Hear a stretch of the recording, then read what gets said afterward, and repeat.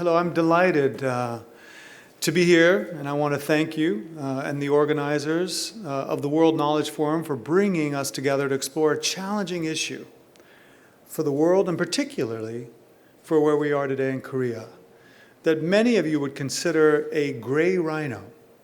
That challenge, of course, is the falling birth rates.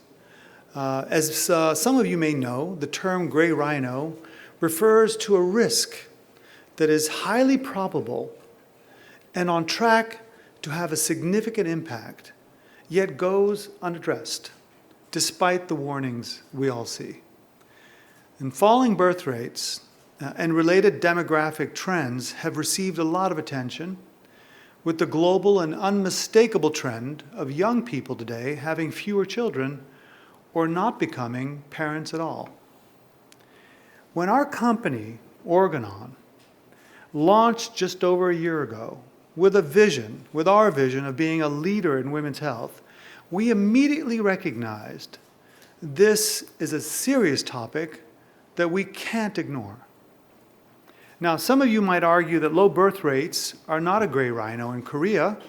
The government is taking action and has been implementing national policies to reverse this trend for more than 15 years now. But I believe we need to reframe this societal challenge and our response to it. We need to do simply more. As countries around the world try strategies to increase birth rates, we can't respond with one approach or through one sector.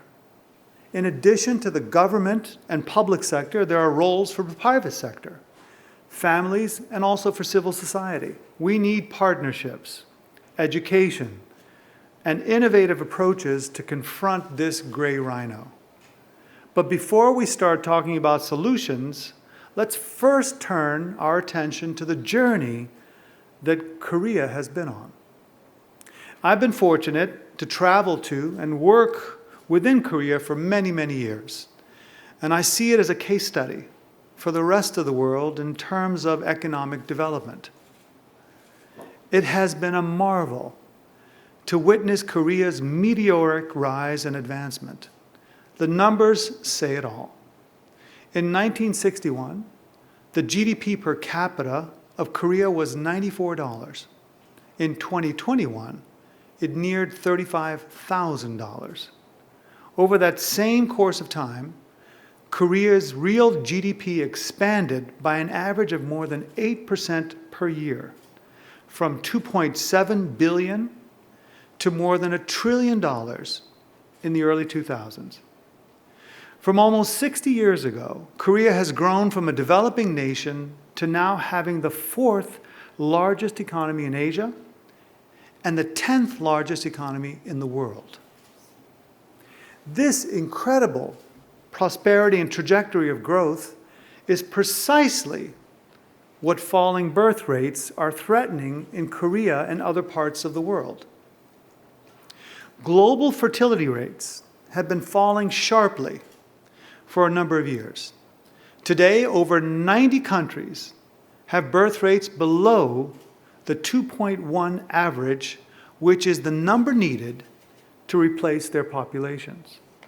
23 nations, including Japan, China, Spain, and Korea, are expected to see their populations fall by half before the end of the century. And here in Korea, the fertility crisis is being felt more acutely than in anywhere else in the world. Korea's fertility rate in 2021 fell to 0.81, making Korea the country with the lowest birth rate in the world.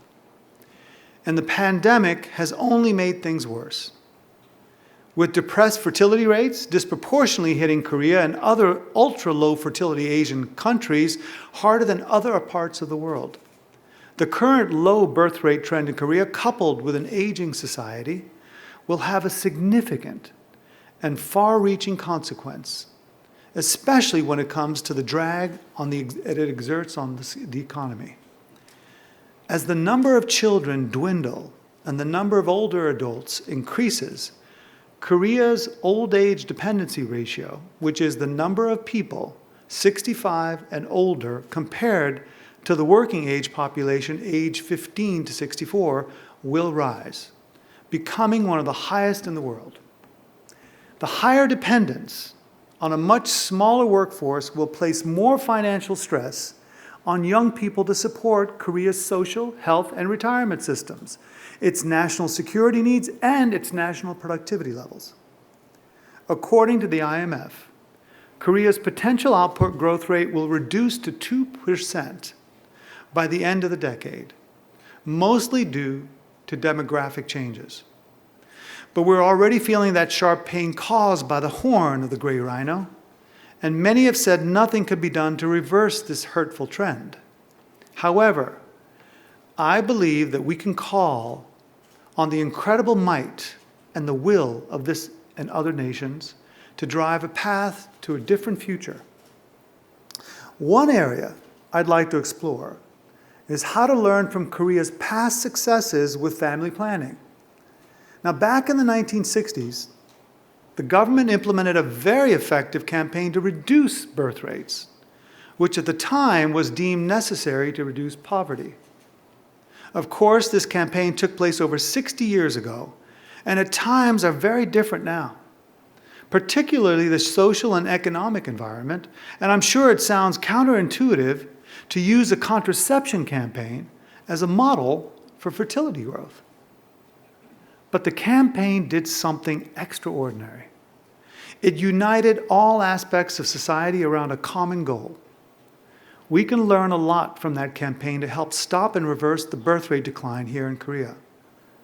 I see many green shoots already. The government's national policies include elements to improve work-life balance, financial assistance for infertility treatment, and medical assistance for pregnant women.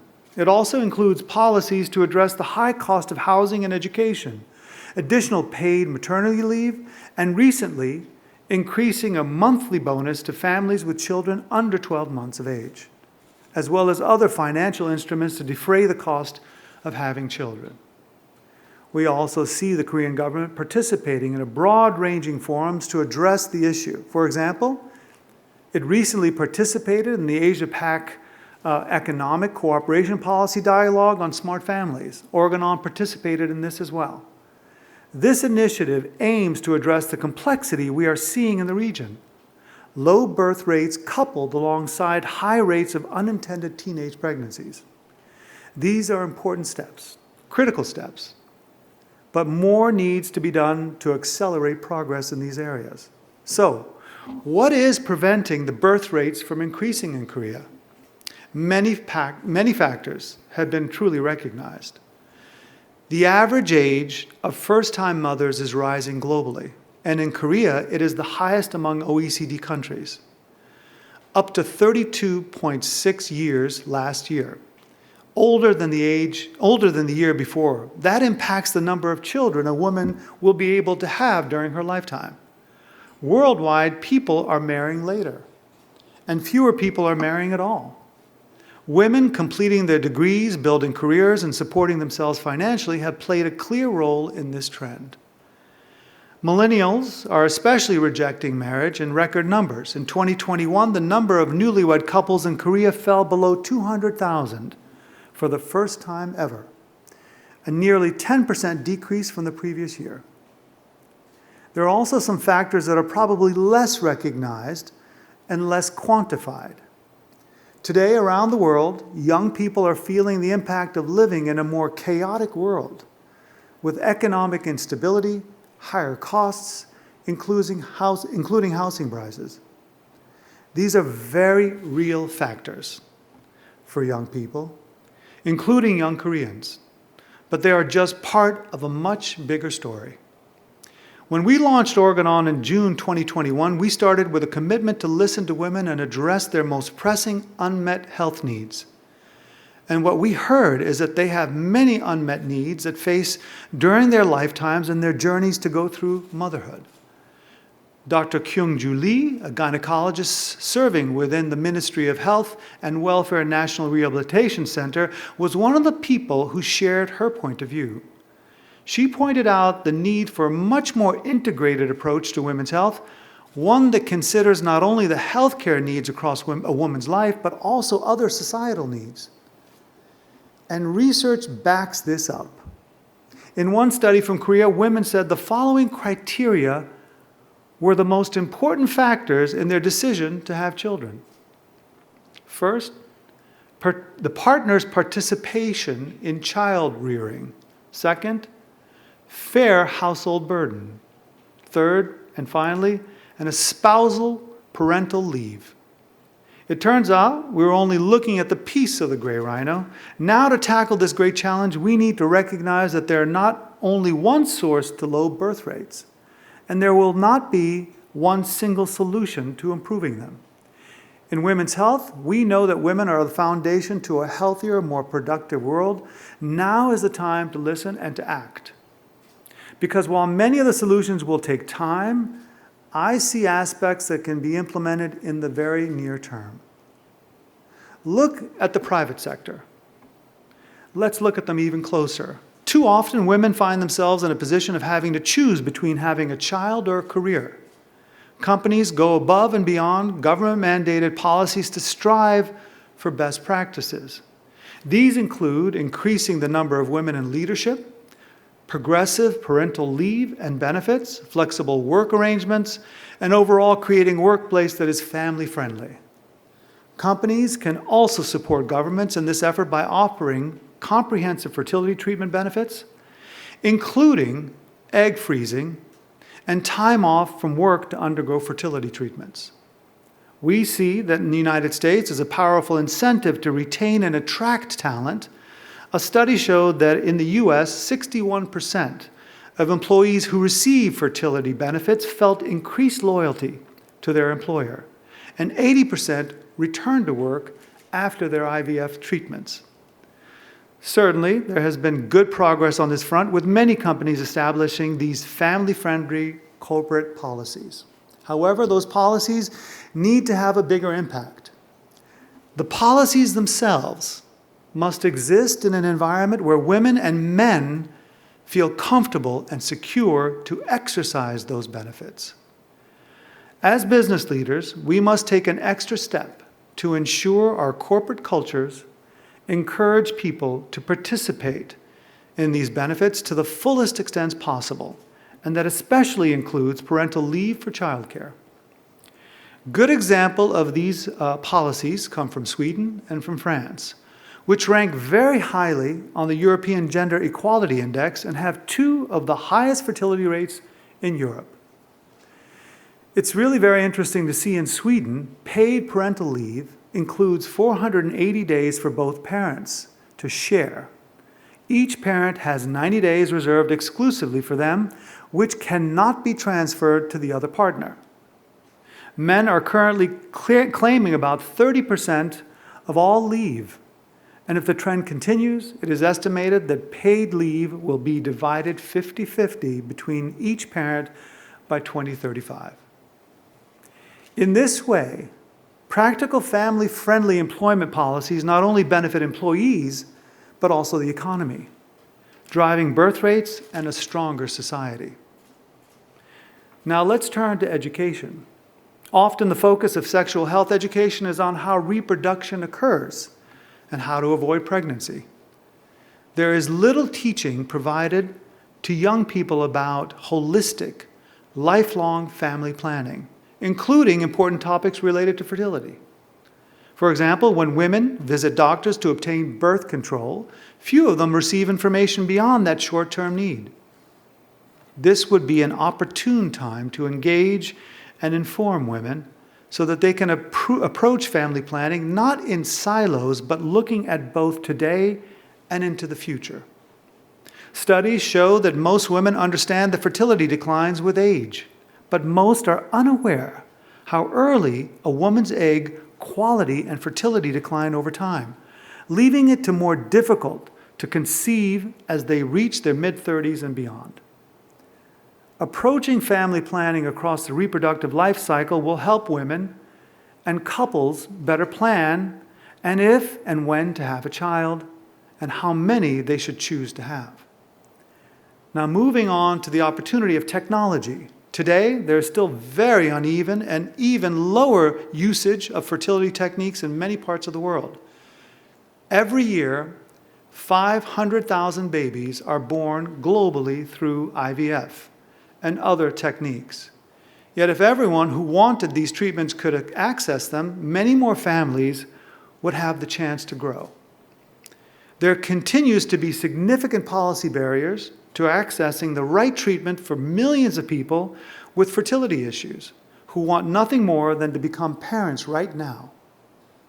New technology can help the women and men who seek to have families they desire, yet there is so much we could do with current fertility technologies that we are just not leveraging effectively.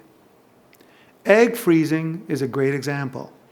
There is technology available to women to freeze their eggs when they are at their most fertile and store them until they are ready to become mothers. However, around the world, only a tiny percentage of younger women can access this technology.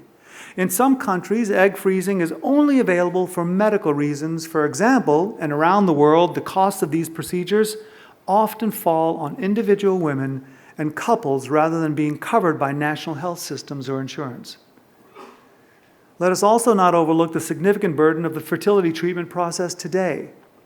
It is one of the reasons Organon was born. We envision fertility treatments that are more successful, less time-consuming, and less invasive. By investing in our current fertility products and developing new treatments, diagnostics, and devices, we hope to transform fertility treatments and ease the burden on women, and also ease the burden on men. The myth persists that infertility is only a woman's issue, although men are just as likely as women to experience it. This is another area we are exploring, and I hope we see new treatments in this space for all people. Finally, we must do what we can to erase and break down the stigma associated with fertility treatments. Women's health, in particular women's reproductive health, is still full of stigma. Too often in the shadows and often deprioritized. We must tackle this head-on by normalizing conversations about women's health topics. Gray rhinos often arise when problems seem too large, too intractable, and take too concerted and outsized efforts to tackle. But we can't despair. Let's start by remembering the standout economic transformation of Korea, which exceeded any type of projection thought possible, and the outcomes oriented in the 1960s family planning program. We can use these building blocks to achieve our goals. Partnership can be the great accelerator, and now is the time for scale-up. I believe we can dramatically move the needle on global birth rates through an unprecedented collaboration across public and private sectors, families, and communities. There are several collaborations in place. I've spoken already of recently launched APEC Smart Families Initiative, and in 2023, I will be one of the 3 co-chairs for the APEC Private Sector Host Committee. Organon Korea is also engaged in public-private consultation body on sexual reproductive health rights, focused on improving women and families' health and quality of life. These partnerships and policy initiatives must reflect the full power of all stakeholders to develop and implement comprehensive, progressive women's health strategies.